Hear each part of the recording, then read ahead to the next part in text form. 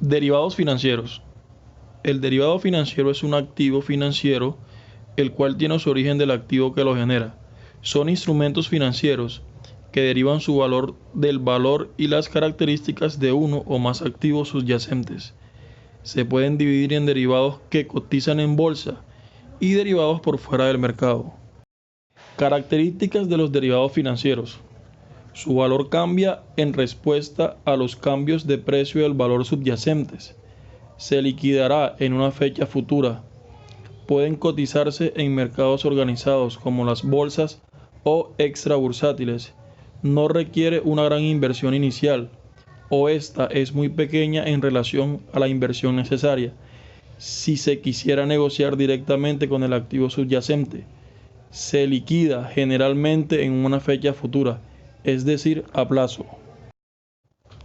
Uso de los derivados financieros.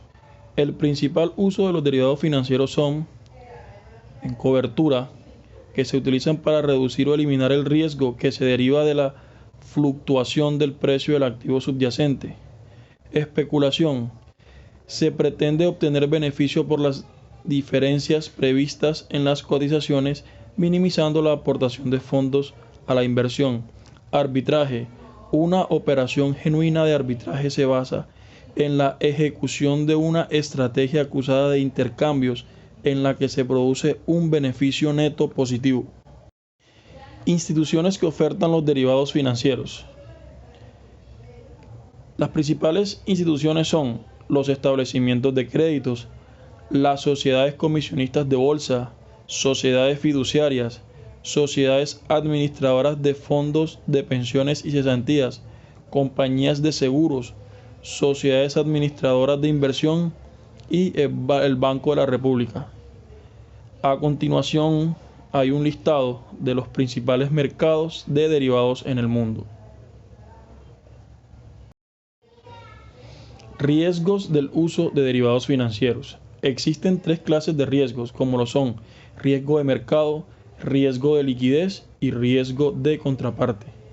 En cuanto al riesgo de mercado, surge al experimentar pérdidas como consecuencia a la variación de los precios que pueden tener los activos, como por ejemplo la variación en el TRM.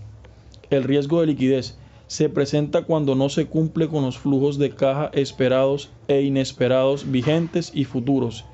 Y el riesgo de contraparte se presenta cuando otra entidad incurre en pérdidas y esto disminuye el valor de los activos como consecuencia del incumplimiento de una contraparte, eventos en los que se deberá atender el incumplimiento con los propios recursos de la entidad. Ejemplos de derivados financieros. Existen varias clases de derivados financieros, los cuales se dividen dependiendo del tipo de contrato, dependiendo de la complejidad del contrato, dependiendo del lugar de contratación y negociación, dependiendo del subyacente y dependiendo de la finalidad.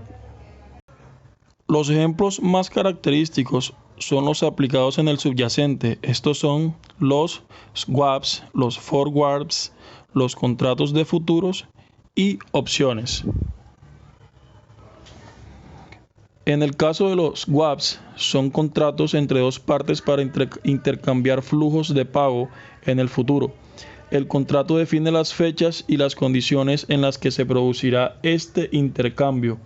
En este caso, una de las partes hará sus pagos aplicando una tasa de interés variable y la otra aplicando una tasa de interés fija. El contrato define las fechas y las condiciones en las que se producirá este intercambio.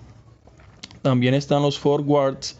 Son contratos que obligan el intercambio de activos en una fecha futura a un precio ya definido. Se negocian directamente entre dos partes y tienen las características como monto o plazo solicitadas por el cliente. También están los contratos de futuros similares a los forwards, pero con características estandarizadas y negociado en un mercado centralizado. También están las opciones.